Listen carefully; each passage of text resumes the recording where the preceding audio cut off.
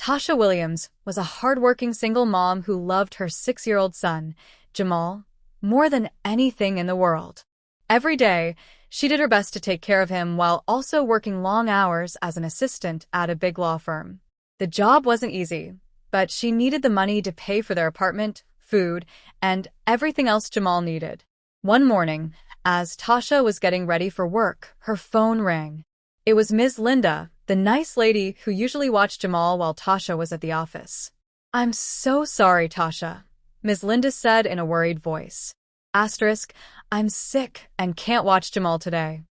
Tasha's stomach twisted into a knot. She had no family nearby to help, and all her friends were at work. What was she supposed to do? She couldn't leave Jamal home alone, he was too little.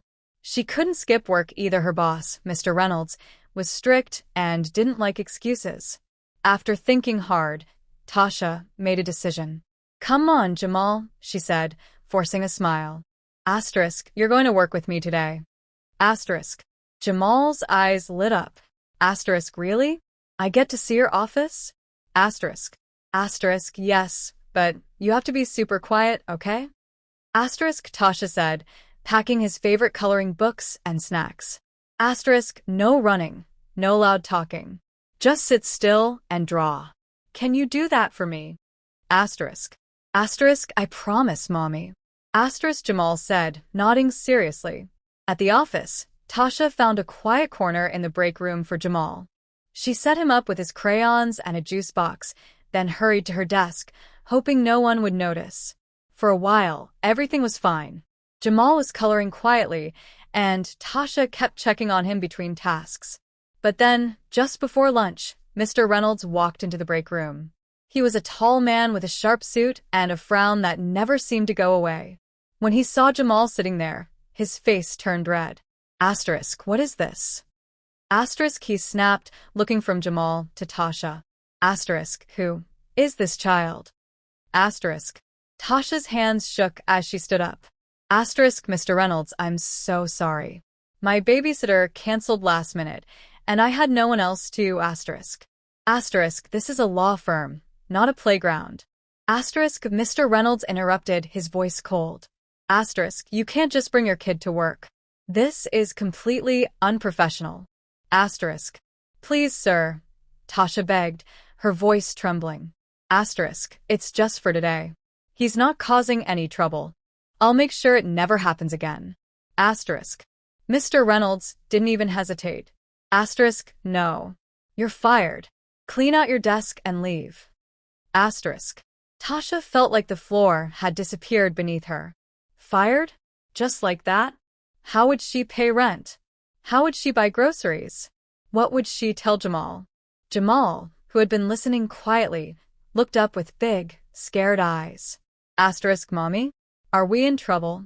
Tasha forced a smile for him, even though her heart was breaking. It's okay, baby. Let's go home. As she packed her things, her coworkers avoided looking at her. No one said a word. No one stood up for her. With Jamal's small hand in hers, Tasha walked out of the office, wondering how she would ever find another job in time to keep their lives from falling apart. Little did she know, her luck was about to change in a way she never expected. The weeks after losing her job were the hardest Tasha had ever known. Every morning, she woke up with a heavy feeling in her chest, wondering how she would pay the bills, how she would keep a roof over Jamal's head. She applied for job after job, filling out applications online, walking into offices with her resume, even asking friends if they knew of any openings. But every time, the answer was the same: no. Some employers never called back. Others told her she wasn't the right fit. A few even asked why she had been fired from her last job, and when she told them the truth that she had brought her son to work, their faces changed. She could see it in their eyes. They didn't want to hire a single mom. One evening, as Tasha sat at the kitchen table counting the last few dollars in her wallet, Jamal tugged at her sleeve. Mommy, are we going to be okay? He asked, his big brown eyes filled with worry. Tasha pulled him into a tight hug. Yes, baby. We're going to be just fine. But deep down, she wasn't sure. The next morning, her phone rang. The number was unfamiliar, but she answered anyway. Asterisk, hello, is this Tasha Williams?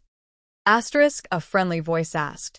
Yes, this is she, Tasha replied, trying to keep the hope out of her voice. Asterisk, this is Rachel from Carter and Bright Marketing.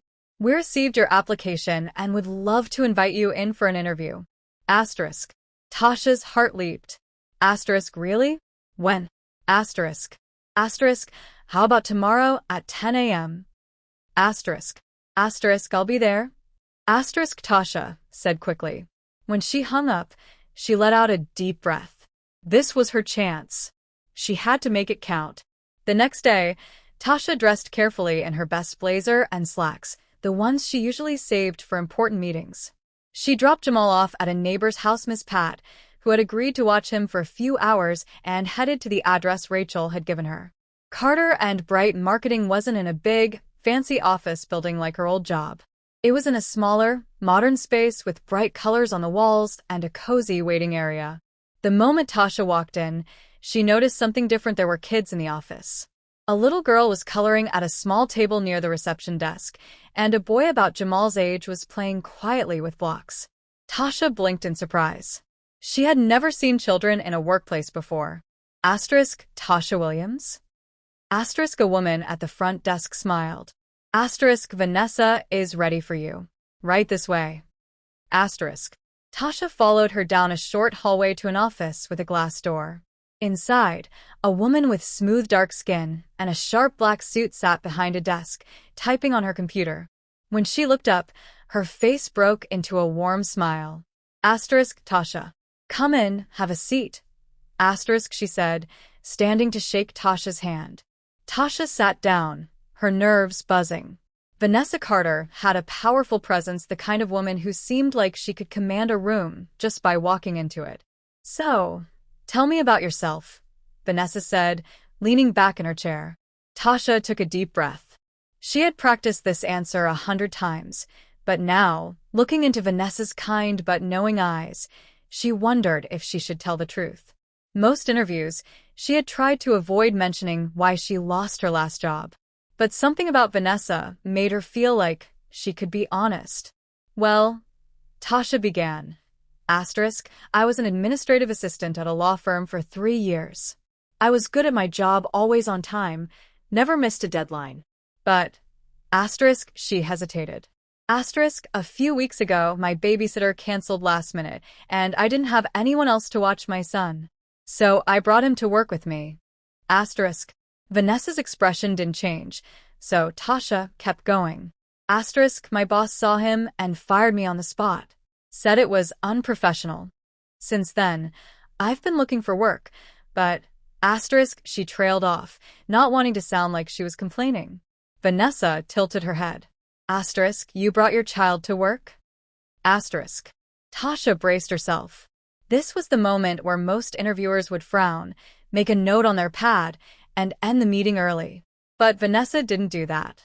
Instead, she stood up and walked over to a bookshelf, where a small framed photo sat. She picked it up and handed it to Tasha. Take a look, she said softly. Tasha took the photo. It showed a little black girl, no older than 6 or 7, sitting at a desk in what looked like an office. She was coloring just like Jamal had been that day. And standing beside her was a younger woman, her mother. Tasha looked up, confused. Asterisk, who? Asterisk. Vanessa smiled. Asterisk, that's me. And that's my mom. Asterisk. Tasha's breath caught in her throat. My mother was a single parent too, Vanessa continued. Asterisk, she worked as a secretary, and sometimes, when she couldn't find childcare, she had to bring me with her. Some bosses yelled at her. Some fired her. But she never gave up. And she always told me, one day, you're going to build a place where parents don't have to choose between their kids and their jobs. Asterisk. Tasha felt tears prick her eyes. Vanessa took the photo back and placed it gently on her desk. Then she looked at Tasha and said the words she never expected to hear. Asterisk, you're hired. Asterisk. Tasha gasped. Asterisk, what? Just like that? Asterisk. Vanessa laughed. Asterisk, just like that. I don't care that you brought your son to work. I care that you were willing to do whatever it took to take care of him and do your job. That's the kind of person I want on my team. Asterisk. She walked back to her chair and pulled out a folder. Asterisk. Oh, and one more thing, we have an on-site daycare here. So if your babysitter ever cancels again, just bring Jamal with you. He'll have plenty of company. Asterisk. Tasha couldn't speak. For the first time in weeks, she felt like the weight on her shoulders had lifted. Thank you, she whispered. Asterisk. You have no idea what this means to me. Asterisk. Vanessa smiled. Asterisk. Actually, I think I do. Asterisk. When Tasha left the office, she practically floated to her car. She couldn't wait to tell Jamal the good news. As she drove home, she thought about how life could change in an instant. One moment, she had been hopeless. The next, she had a job, a better job, with a boss who understood her struggle. And for the first time in a long time, Tasha Williams felt like everything was going to be okay. Tasha sat frozen in her chair, the photograph trembling slightly in her hands as she stared at the little girl in the picture. The child's dark braids swung as she concentrated on her coloring, her small fingers gripping the crayon with the same intensity Jamal had when he drew his pictures. Behind her stood a tired but proud-looking woman in office clothes, one hand resting protectively on her daughter's shoulder. That's you? Tasha whispered, her voice barely audible. Vanessa nodded, her eyes softening as she took the frame back. Yes. That was me at 6 years old, and my mother, Linda Carter. She traced the edge of the photo with her finger before placing it carefully back on her desk, right where everyone who entered her office could see it. The room was quiet except for the muffled sounds of the office outside, keyboards clicking, phones ringing softly, and somewhere, a child's laughter. Tasha realized with a start that this wasn't like any workplace she'd ever known. My mother worked 3 jobs to keep us off the streets, Vanessa continued, sitting back down across from Tasha. During the day, she was a receptionist at a car dealership. Nights, she cleaned offices, and weekends, she worked at a diner.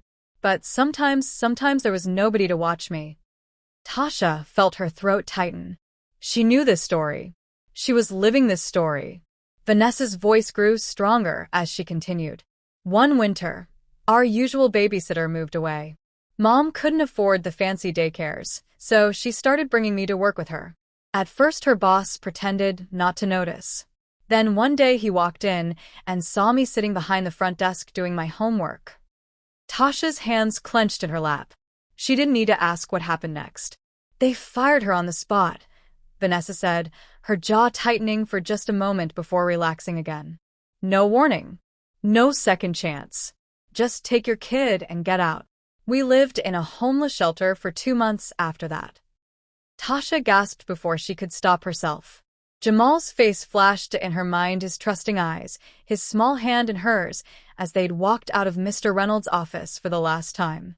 That could have been them. That might still be them if this interview didn't work out. But here's the thing. Vanessa leaned forward, her dark eyes blazing with conviction. My mom never let me think it was my fault. She'd say, Vanessa baby, the world isn't made for people like us, so we've got to remake it. She gestured around her office. And that's exactly what I did. Tasha looked around properly for the first time, noticing the small details she'd missed before. The colorful artwork on the walls that looked suspiciously like children's drawings. The small shelf of toys and books in the corner. The cheerful noise of children playing that drifted down the hallway. I built this company when I was 28, Vanessa said proudly. Started with just me and a laptop in my apartment. Now we have 43 employees, and 22 of them are parents. She smiled knowingly at Tasha's surprised expression. Yes, I keep count. Because every single one of them was hired knowing they could bring their child to work anytime they needed to. Tasha felt tears prick at her eyes, but blinked them back furiously. She couldn't cry in a job interview, no matter how kind this woman was being. Vanessa stood suddenly and walked to her office door. Come with me, she said. I want to show you something. Curious, Tasha followed her down a bright hallway decorated with more children's artwork. They passed several open office spaces where people worked at computers while toddlers played in small play areas nearby. One woman was breastfeeding an infant while typing with one hand. Nobody batted an eye. At the end of the hall, Vanessa pushed open a door labeled Sunshine Room. Inside was the most beautiful sight Tasha had seen in years, a full-fledged daycare center, complete with tiny tables, a reading nook, a play kitchen, and about a dozen happy children being supervised by 2 cheerful teachers. Tasha's voice failed her as she took it all in. Free for all employees, Vanessa said softly. We have 3 full-time childcare workers and 2 part-time. The kids get educational activities, healthy meals, and, most importantly, she pointed to a large window that looked into the main office area. They can always see their parents working, and their parents can check on them anytime. Tasha pressed a hand to her mouth as she imagined Jamal here, safe and happy while she worked. No more frantic calls to babysitters. No more worrying if he was okay. No more choosing between being a good employee and a good mother. Vanessa turned to face her fully. Tasha Williams, I'm offering you the administrative coordinator position. Salary is 20% more than what you were making at the law firm. Full benefits, flexible hours, and unlimited use of our daycare. The world seemed to tilt sideways. Tasha reached out to steady herself against the doorframe. I don't know what to say. Say yes, Vanessa grinned. But Tasha's practical nature fought through the shock. Why me? You could hire anyone. Vanessa's expression grew serious. Because when you brought your son to work, you weren't being unprofessional. You were being a mother. And when you got fired for it, you didn't give up. You kept looking for work, kept trying to provide for your child. She placed a hand on Tasha's shoulder. That's exactly the kind of person I want on my team. Tasha thought of all the resumes she'd sent out, all the interviews where she'd carefully avoided mentioning Jamal, all the times she'd been made to feel like being a mother was somehow a weakness. Then she looked around at this magical place where parents didn't have to hide who they were, where children were welcomed instead of shushed, where someone had finally understood. Yes, she said firmly, her voice stronger than it had been in weeks. Yes, I accept. Vanessa's smile could have powered the whole city. Welcome to Carter and Bright, Tasha. Let's go call your son and tell him the good news. As they walked back to the office, Tasha realized something wonderful. This wasn't just a new job. This was a new beginning. For her, for Jamal, for their whole future. And as she passed the framed photo on Vanessa's desk again, she made a silent promise to that little girl coloring so seriously all those years ago. One day, she'd pay this kindness forward too. The morning sun streamed through the windows of Carter and Bright Marketing as Tasha Williams walked through the front doors, her head held high and her heart full of joy. 6 months had passed since that life-changing interview with Vanessa, and every day still felt like a gift. Jamal bounded ahead of her, his Spider-Man backpack bouncing with each step. Bye, Mommy. I'm gonna finish my castle today, he called over his shoulder as he raced toward the Sunshine Room, where his friends and the kind daycare teachers waited. Tasha watched him go with a smile before turning toward her office. Her office. That still felt amazing to say. Just 3 months after starting as an administrative coordinator, Vanessa had promoted her to office manager. Now she helped other working parents adjust to the company, making sure they knew about all the benefits available to them. The office hummed with activity as Tasha passed through. Over in the design department, Marcus was sketching concepts while his toddler napped in a portable crib beside him. In accounting, Sarah pumped breast milk in the comfortable nursing room Vanessa had installed. And in the break room, several parents ate lunch with their children, laughing together like one big family. Vanessa's voice carried down the hall as she gave a tour to some important-looking visitors. Our family-first policies actually increase productivity by 30%, she was saying. When parents don't have to worry about their children, they can focus better on their work. Tasha remembered how skeptical some business people had been at first about Vanessa's ideas. Children in the office? That'll never work, they'd said.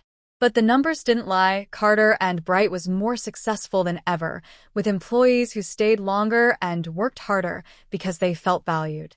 At lunchtime, Tasha joined Jamal in the Sunshine Room.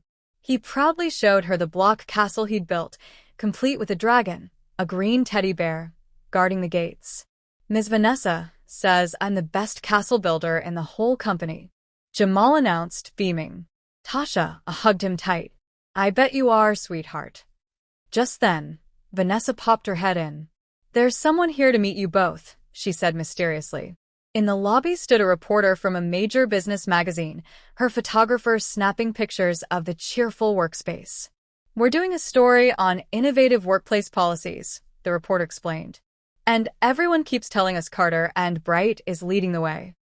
As Vanessa gave the tour, Tasha noticed how the reporter's eyes widened when she saw parents working comfortably alongside their children. The photographer kept taking pictures of the sunshine room, where kids laughed and learned while their parents glanced in lovingly through the big windows. When the interview turned to Vanessa, the reporter asked the question Tasha had been waiting for. What made you create these policies? Most companies don't allow children at work. Vanessa didn't even hesitate. She walked over to where Tasha stood with Jamal and put a hand on the little boy's shoulder. Because I was that kid, she said simply. And every child deserves to feel safe and loved while their parents work hard to build a better life. The reporter's pen paused over her notebook. Tasha saw her blink back tears as she finally understood what made this company so special. Later that afternoon, as Tasha helped Jamal into his jacket to go home, Vanessa stopped by her desk. Guess what? She said, her eyes sparkling.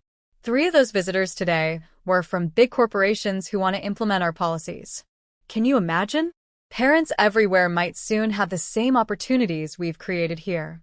Tasha looked around at the office she loved, at her son who had blossomed in the sunshine room, at her boss who had turned her own childhood struggles into something beautiful. I can imagine it, Tasha said softly. Because once people see how well this works, how could they say no? Vanessa nodded. Exactly. Change has to start somewhere. She gave Jamal a high five. And who knows? Maybe one day this little man will grow up and create his own company that makes the world even better. Jamal grinned, showing off the gap where his front tooth had recently fallen out. I'm gonna have a dinosaur room instead of a sunshine room, he declared. As their laughter filled the air, Tasha realized this wasn't really an ending at all. It was just the beginning for her family, for Vanessa's mission, and for all the working parents who would come after them. Because when one person dares to say, I remember what it was like, and another says, let me help, and another says, now it's my turn, that's how the whole world changes. One child at a time. One workplace at a time. One story at a time.